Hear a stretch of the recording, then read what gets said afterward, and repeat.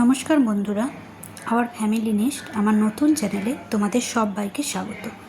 আজ আমি তোমাদের সাথে কাঁচা আমের মিষ্টি আচার বা গুড় আম এই রেসিপিটি শেয়ার করব।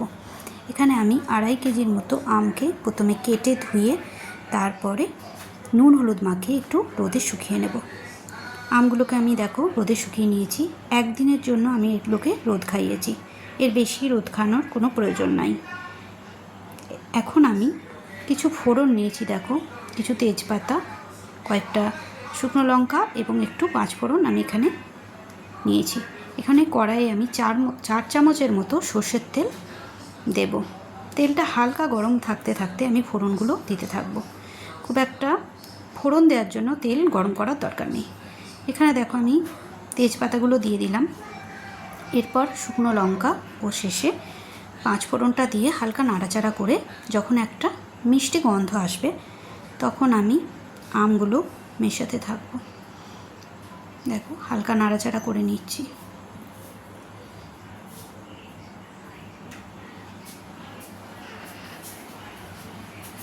আমগুলো আমি মেশাতে থাকছি, অল্প অল্প করে আম মেশাতে থাকতে হবে। খুব একসঙ্গে সব আম দেওয়ার দরকার নেই, একটু একটু করে দিতে থাকবো এবং আমগুলো দিয়ে আমি অল্প অল্প করে নাড়াচাড়া করতে থাকবো।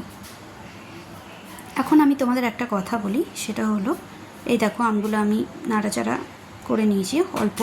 তো যেটা বলছিলাম, এখানে অনেকে ভাজা গুঁড়ো মশলাও ব্যবহার করে। সেক্ষেত্রে তোমরা মৌরিকে একটু হালকা রোস্ট করে হালকা গুঁড়ো করে এতে দিতে পারো। সেক্ষেত্রে একটা মিষ্টি গন্ধ আসে, ভালোই লাগে। তো আমি এখানে কোনো ভাজা মশলা ব্যবহার করব না। আমি এই যে ফোড়নটা দিয়েছি, ফোড়নটার মধ্যেই কিন্তু খুব সুন্দর একটা গন্ধ আসবে। এই যে শুকনো লঙ্কা, এই যে পাঁচফোড়ন দিয়েছি, এতেই কিন্তু খুব ভালো গন্ধ আসে। আমি কিন্তু কোনো ভাজা মশলা ব্যবহার করছি না। তোমরা ইচ্ছা করলে পাঁচফোড়নকে বা তোমার মৌরিকে ভেজে দিতে পারো। এখানে দেখো আমি যেহেতু 2.5 কেজির মতো আম নিয়েছি, তাই 2 কেজির মতো আমি গুড়কে এখানে একটু একটু করে মেশাতে থাকবো। একবারে গুড় দেবো না, অল্প অল্প করে দিয়ে এবং একটু হালকা নাড়াচাড়া করব, খুব বেশি কিন্তু নাড়াচাড়া করব না।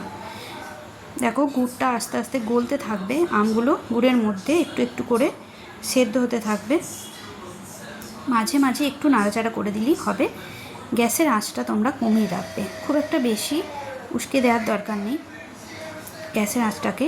তো একটু একটু করে আমি খুন্তি দিয়ে নাড়াচাড়া করে দিচ্ছি। দেখো